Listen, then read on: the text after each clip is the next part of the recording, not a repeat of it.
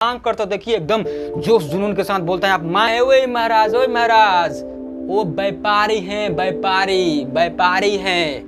क्या बिरबल तू सठिया गया है क्या? तू कि यार यहाँ पर सोच में ये हो रहा है जो हम, इसलिए हम कंगाल हो जा रहे हैं। संपत्ति इकट्ठा हो गया तो सब ने मिलकर हमें कमीशन देना चालू कर दिया थोड़े। हाँ तो गाइस आप लोग कैसे हैं? उम्मीद करते हैं आप लोग काफी अधिक बेस्ट होंगे। तो आज की इस वीडियो में मैं आपको एक स्टोरी सुनाने जा रहा हूँ जो कि स्टोरी के पात्र इसमें 3 लोग हैं, जो कि आपको कौन 3 लोग हैं आपको मालूम चलेगा यहीं इस वीडियो में।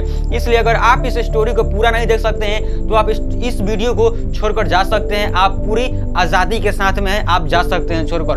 अगर आप पूरा इस वीडियो को देखते हैं तो आपको इस लर्निंग सीखने को मिलेगा, बेहतर सीखने को मिलेगा इस स्टोरी से, ठीक है। तो चलिए इस स्टोरी को हम स्टार्ट करते हैं। स्टार्ट करने से पहले मैं आपको इस बता देता हूं कि 3 पात्र कौन कौन है, उनका नाम क्या है, बेहतर ढंग से आपको समझा देता हूं ताकि आप इस स्टोरी में विचलित ना हो, ठीक है। देखिए सबसे पहले अकबर हैं। अकबर एक राजा हैं, सम्राट हैं, ठीक है। और दूसरा बीरबल है तो उसका मंत्री है, और तीसरा इसमें है एक व्यापारी, जो कि ये तीनों लोग मिलकर एक स्टोरी को क्रिएट करते हैं।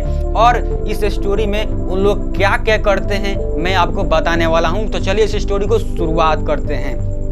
तो देखिए एक बार की बात है जब अकबर के दरबार में, अकबर के पूरे साम्राज्य में हलचली मच गई थी, पूरा उसका धन खत्म हो गया था। तो वो कहा कि अपने मंत्री बीरबल से कहा कि बीरबल बताओ यार अब कैसे गुजारा चलेगा, अब कैसे हम लोग इस राज्य को चलाएंगे, अपने देश को चलाएंगे।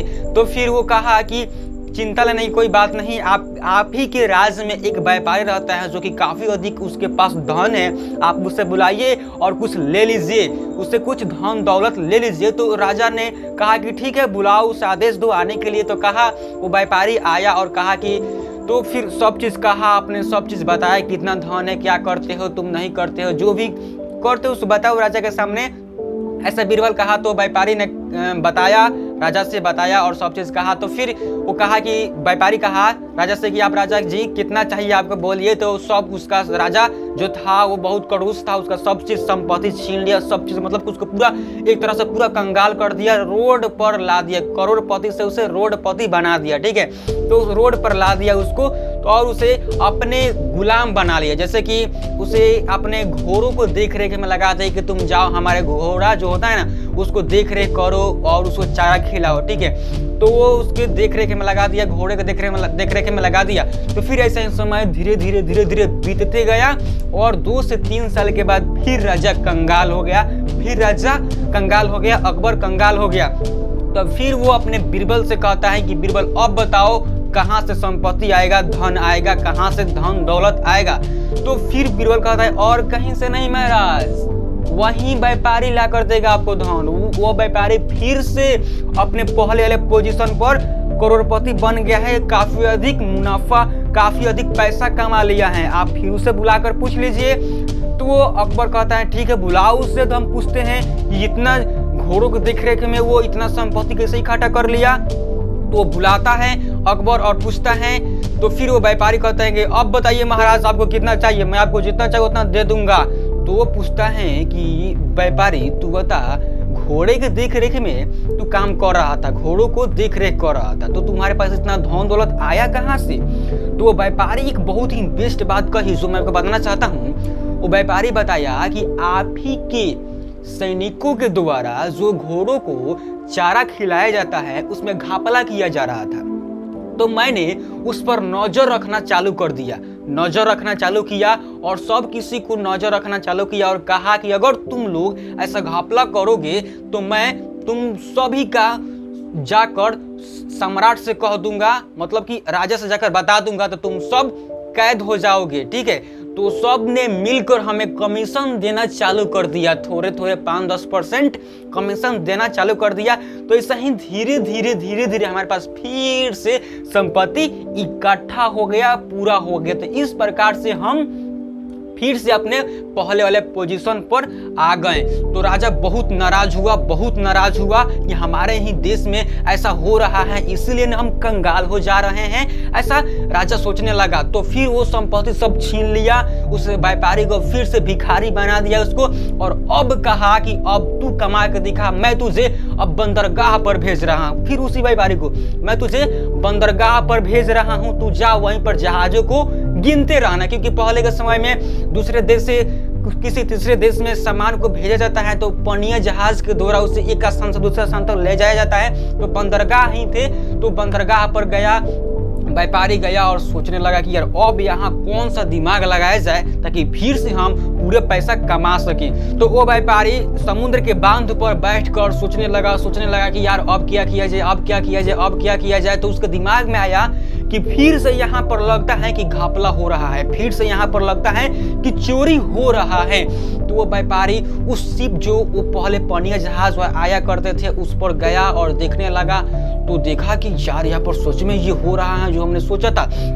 तो फिर से वहीं वो प्रत्येक जहाज से लगा कहने कि अगर तुम लोग ऐसा करोगे तो मैं जाकर सम्राट को बता दूंगा और तुम सब खतरे में हो जाओगे।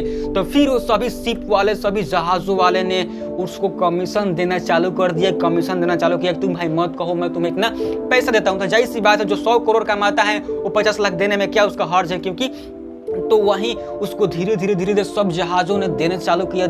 तो वो पहले से और ज्यादा वो अमीर हो गया। तो फिर राजा 2-3 साल के बाद कंगाल हो गया और फिर बीरबल से कहा कि बीरबल अब बताओ यार कहाँ से जुगाड़ होगा। तो बीरबल ने कहा कि महाराज इसमें चिंता लेने की कोई बात नहीं है, आप फिर से उसी व्यापारी से पैसा ले सकते हैं, धन संपत्ति ले सकते हैं। तो राजा कहता है, एक बार कहता है कि बीरबल तू सठिया गया है क्या, तू बता, तो सठिया गया है क्या, उसको बताओ उसके पास कहाँ से धन आएगा, वो जहाजों को गिन रहा होगा। तो बीरबल कहता है ओए महाराज वो व्यापारी हैं, क्या है, व्यापारी हैं, एक बार बुला कर तो देखिए।